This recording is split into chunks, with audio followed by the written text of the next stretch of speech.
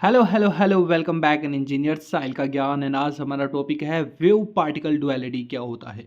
तो नाम से पता चल रहा है वेव होगी एक तो एंड अपने होंगे पार्टिकल्स, दोनों सेम एक तरह से रिलेशन बनाते हैं, सेम तरह का बिहेवियर रखते हैं। ये चीज़ प्रूव करता है कौन सा चीज़, वेव पार्टिकल डुअलिटी। इसके अंदर क्या हो रहा है, एक आपका क्वांटम मैकेनिक्स का कॉन्सेप्ट है जिसके अंदर क्या होता है, वेव्स जो होती है जो एनर्जी कैरिंग वेव्स होती है, सारी वेव्स की बात नहीं हो रही, ओनली एनर्जी कैरिंग वेव्स होती है, वो पार्टिकल्स की तरह बिहेव करती है।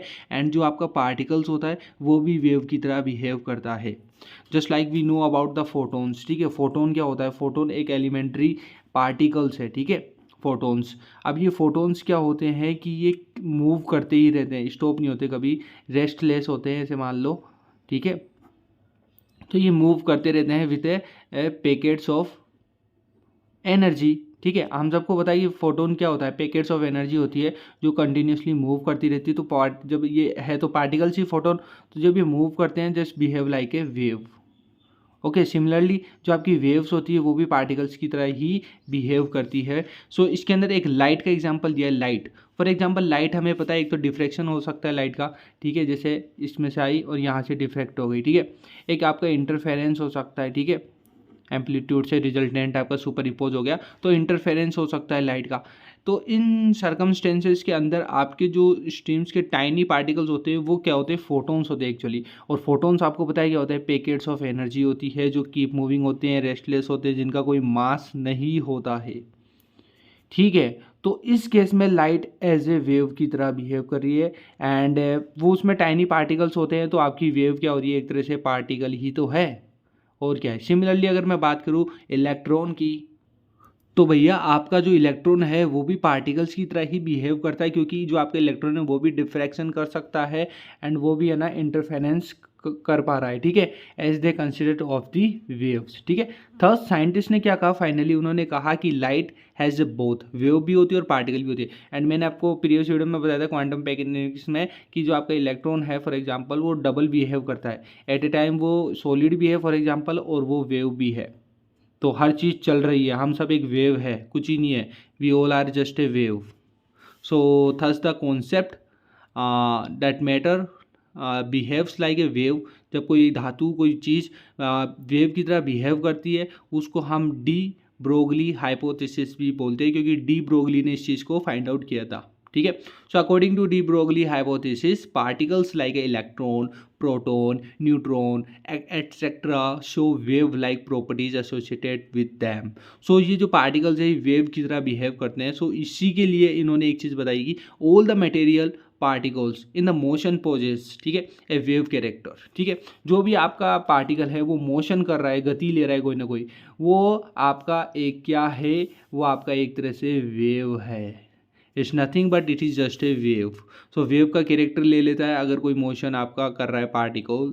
सो दैट थिंग कॉल्स भी, हम उसको क्या बोलते हैं, मैटर वेव्स बोलते हैं। उन वेव्स को क्या बोला जाता है, या तो डी ब्रोगली वेव्स बोल दो या बोल दो मैटर वेव्स।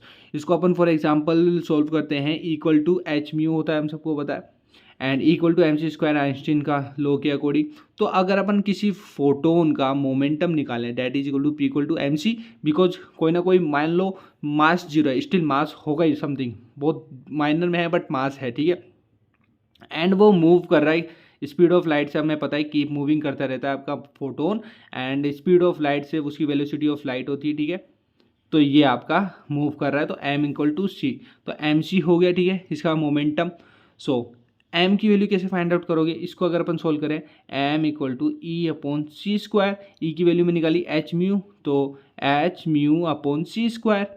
तो मैंने यहाँ पर एम की वैल्यू पुट कर दी। ठीक है, मल्टीप्लाई बाय सी, सी से सी कट गया, एक सी बच गया, तो मोमेंटम की क्या वैल्यू आ गई, P equal to H mu upon C आ गया। राइट नाउ अब मैं जानता हूँ कि मेरा जो वेलोसिटी है उसका वैल्यू सी अपॉन लेमडा होता है। राइट, हम पढ़ते आए फोटोन्स एनर्जी के अंदर। ठीक है, 12th क्लास में 11th क्लास में हमने देखा है। तो V equal to C upon lambda हो गया। अब इस वैल्यू को मैंने यहाँ पे पुट कर दिया, तो सी से सी दोबारा कट गया, फाइनली क्या बचा, एच अपॉन लेमडा। अब ये आपको पता है क्या, ये आपका प्लैंक कांस्टेंट होता है। ठीक है, इसकी कोई वैल्यू होती है, तो एच अपॉन लेमडा हो गया। अब लेमडा की वैल्यू निकालनी है, तो लेमडा इधर आ गया, पी इधर चल गया, तो lambda equal to H upon momentum of photon. Now for we are assuming right now कि कोई मास है इसका। ठीक है, एंड ये स्पीड ऑफ लाइट से नहीं, कोई वेलोसिटी के साथ चल रहा है कोई पार्टिकल, ठीक है। तो c इक्वल टू वी हो गया और m इक्वल टू एम रख दिया, कोई ना कोई पर्टिकुलर मास। तो लैम्डा की वैल्यू फाइनली क्या निकलती है, h upon M V. So this is our final lambda की वैल्यू हमने निकाल दी किसी भी पार्टिकल की जो वेव की तरह बिहेव कर रहा है मैटर वेव्स के अंदर। तो lambda equal to h upon M we.